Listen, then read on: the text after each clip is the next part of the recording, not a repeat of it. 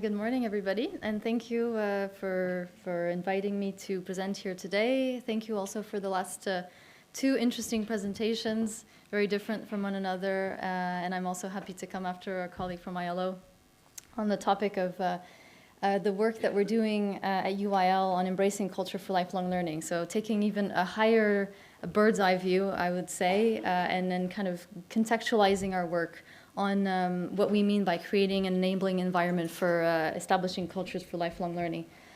So today, specifically, I'll be talking to you about our work on the theme of recognition, validation, and accreditation of prior learning, but in the context of this notion of culture for lifelong learning, and in the context of fostering a society-wide culture for lifelong learning and creating learning ecosystems at different levels of education and society, and doing so in ways that are inclusive for the different vulnerable groups that we prioritize through our work, including migrants and refugees. So I'll start today a little bit with our Futures of Education Commission work that took place over the past few years. So UIL's contribution to the UNESCO International Commission on the Futures of Education, which is a report that was published in 2020 and can be actually found on our UNESCO documentation platform, argues that creating a global culture of lifelong learning is key to addressing some of the challenges that are faced today by humanity, from climate crisis to technological and demographic changes. So for this particular work, 12 experts from a multitude of fields, including demography, economics, education, philosophy, public health, neuroscience, sociology, were all invited to contribute to this report and propose concrete measures and next steps for creating a vision for of the future of lifelong learning. So in 2020, UIL organized virtual transdisciplinary consultation on the futures of education to inform the report with the help of these 12 experts I just mentioned. Drawing on this input from experts from around the world, the report reflects on some of those contributions of lifelong learning, both in transforming the field of education, but also in creating a more sustainable, healthy, inclusive future. And it offers 10 key messages and a number of key action points as well to help implement this vision for lifelong learning by 2050, which we'll review today, and focusing also on some of those key points that pertain more specifically to what we call at UIL RVA, which we're referring today as RPL, VPL, essentially recognition, validation, accreditation of prior learning. So we'll be looking at that specifically, as well as creation of flexible learning pathways for all, and how those key points enable those particular elements. So the report begins by presenting a vision of lifelong learning by 2050. It looks at, it envisages a deep cultural shift based on strong awareness of multifaceted potential of learning, a time where formal, non-formal, informal learning will really pervade all spheres of life. So the vision anticipates that learning will be better adapted to people's lives in this future. More specifically, here you have one of the first elements is the vision puts learning autonomy at the center of this lifelong learning culture. Learning to learn in this particular context has become a basic competence. It involves managing one's own learning journey, and this way learners can become active agents rather than passive recipients of their prescribed knowledge. These learners have obviously a role in co-designing the learning process that they're in, and also the outcomes that they're actively realizing. This vision also sees learning as a collective process. It takes place among peer groups, within communities, across generation. In this case, education emphasizes becoming global citizens who care about one another and each other, as well as other communities and the planet more generally.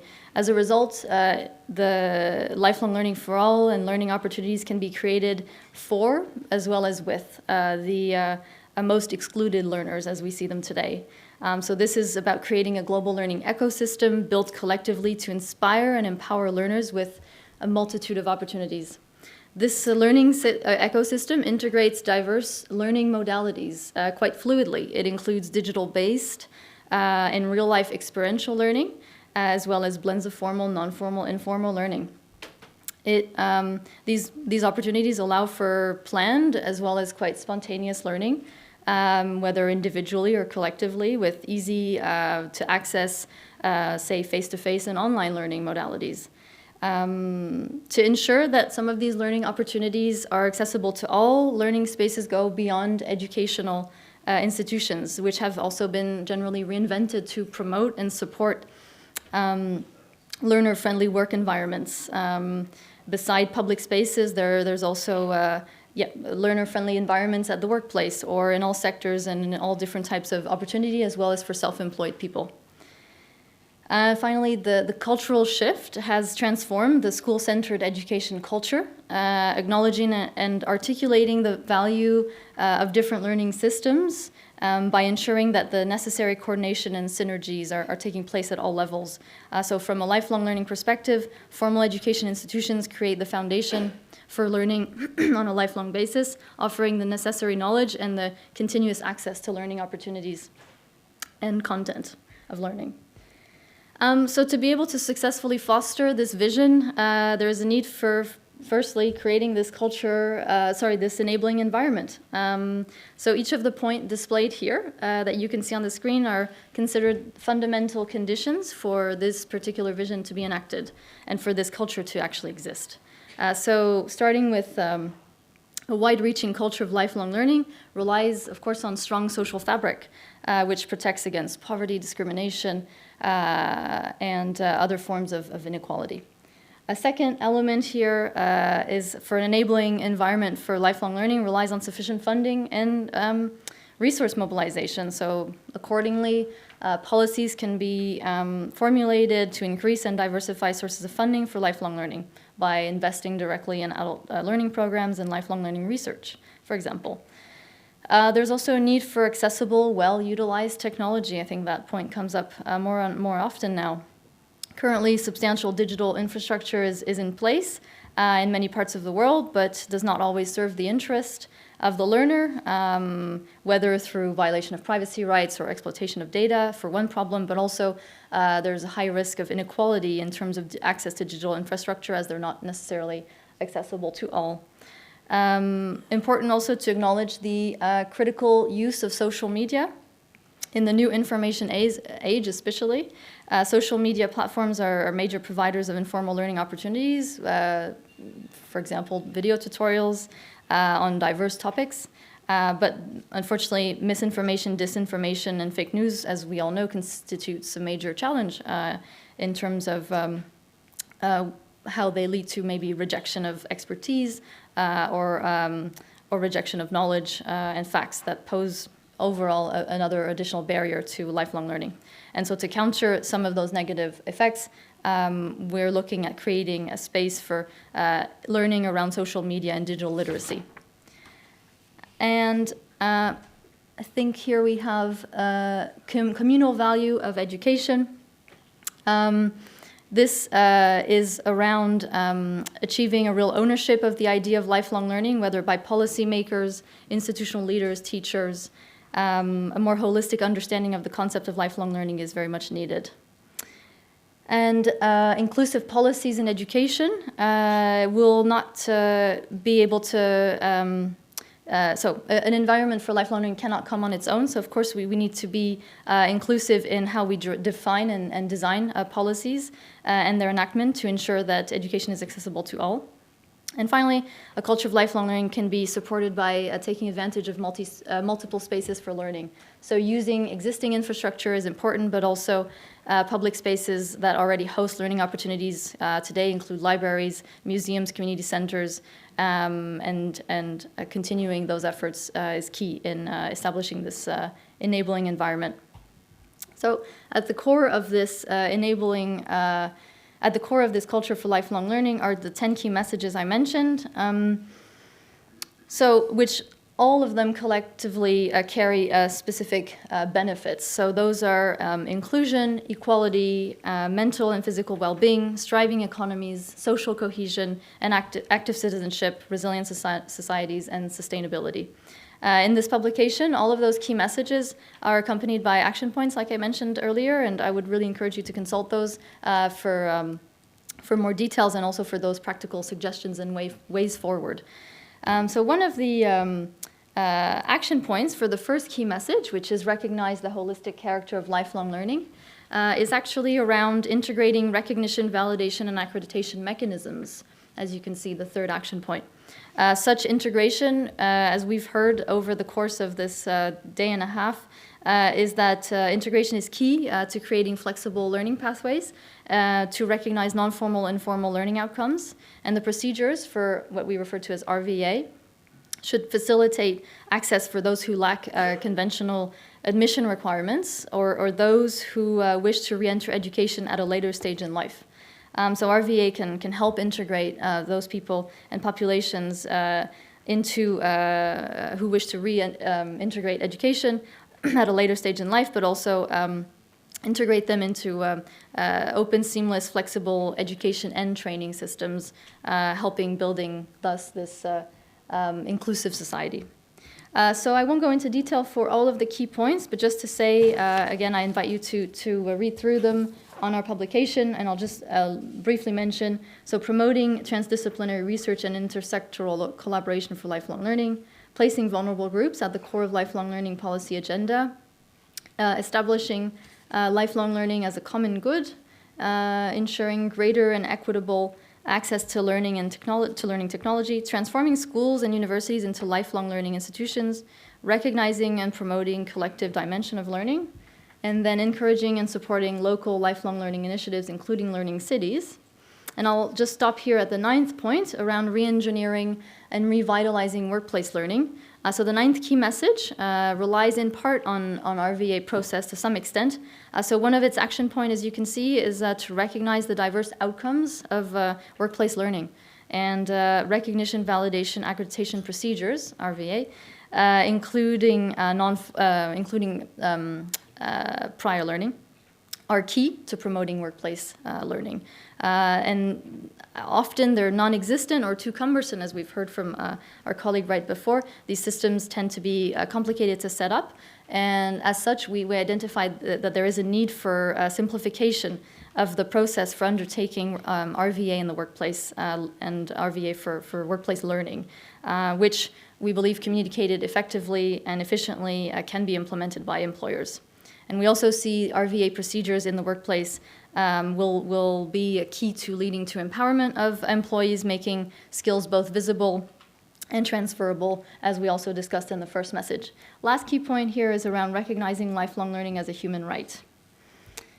And I'll just, now that I've talked a little bit about RVA, I'll focus now a little bit more on what we do at UIL on that particular topic. So first of all, I'll just contextualize what we all know, but in our lives, we learn continuously as well as outside of institutional contexts. And RVA, which we've talked about as RPL, VPL, refers to this recognition and validation and accreditation of all forms of learning achievement. And we know that it has benefits for learners as it provides great visibility to all the forms of learning. It also promotes self-esteem and motivation to continue to learn, and it leads to more employment opportunities, among other things. So in recent years, we have been focusing on one of the topics we heard about from ILO just before, but more and more people are crossing borders, either voluntarily or by force, and in search of opportunities ranging from better employment or for refuge from persecution, conflict. Specifically, we're looking at a growing number of migrants and refugees from around the world, with about 25 million refugees, 41 million internally displaced people worldwide. So this high level of migration can put a strain or pressure on the education systems around the world, and also on the training systems of those receiving countries, limiting in some way their capacity to provide vulnerable people with learning opportunities and opportunities to then shape their own path. Due to the conflict situation that they might have been in. This is something that came about in the different workshops we were in yesterday. Some of these people might have dropped out of school for a few years. Some of them might not have been to school. Some of them may have lost their qualifications document, making it quite difficult to access or reintegrate education or training or both. And so in this context, the support for the integration of refugees and migrants remains a global priority, and I think we can all agree even more so today. One of the main challenges is that for these people, their prior learning might not be recognized in their new context. So we've identified RVA as a tool to enable this population group to continue and further their education and reaccess career development or career pathways into their new national or local context. And it's in this context that at UIL we're working on a number of specific elements to support this population group.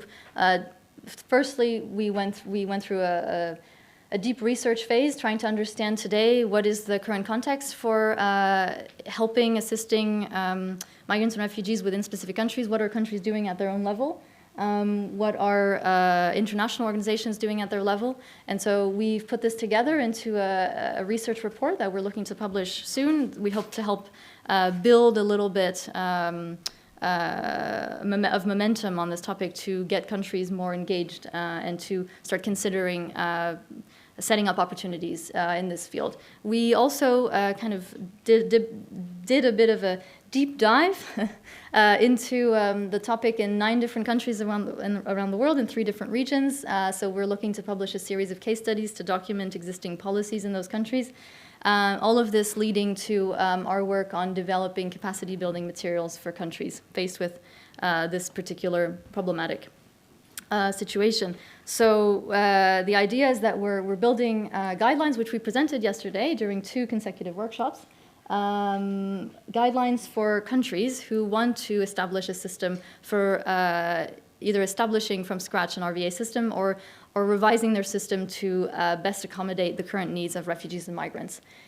So these guidelines will be shared as a draft as we're looking to publish them this year on the VPL website, as we mentioned during our workshop yesterday. But I simply wanted to let you know what the overarching look of these guidelines was, and more specifically what they do. So promoting and providing national level support with the development and implementation of inclusive RVA policies and practices, with a special focus placed on migrants and refugees, but also understanding that developing guidelines for RVA for migrants and refugees does not mean that they're only applicable to a very specific cohort, but that we're making them inclusive in the sense that a country looking to establish and implement these guidelines is not going to be helping only one portion of its population, but rather the whole population group, keeping that particular vulnerable group in mind. The guidelines look something like this. I won't go into too much detail because I think I'm now getting to the end of my time. But just to say, we have orchestrated our guidelines around 4 specific elements. So looking at national policy approaches, looking at country readiness in order to assess how ready the country is for efficient and effective implementation of RVA, looking at assessment practices, and looking at awareness for pre- and post-support, specifically looking at counseling, career guidance, gap training systems. I'll let you read the slide here. And also feel free to look at the guidelines once they're posted on the website after the conference. I'll leave you with a few concluding messages based on what I've just said. So, as I mentioned, a culture for lifelong learning will support populations around the world to respond to major challenges whose impact is already being felt globally. We've touched upon these challenges today. We've touched upon these challenges yesterday. They're growing, and we hope to be able to provide a framework for how to address them by doing this work. Fundamental conditions must be in place for such a culture to be fostered, and concerted effort is needed across countries, local communities, cities, to create an enabling environment for lifelong learning. The 10 key messages can be taken into account. Some of these messages are very relevant and pertinent in the case of RVA, RPL. And we know that there's a pronounced need for RVA for migrants and refugees whose prior learning might not be made visible without RVA processes, and that's something we hope to be able to change in the coming few years. So thank you.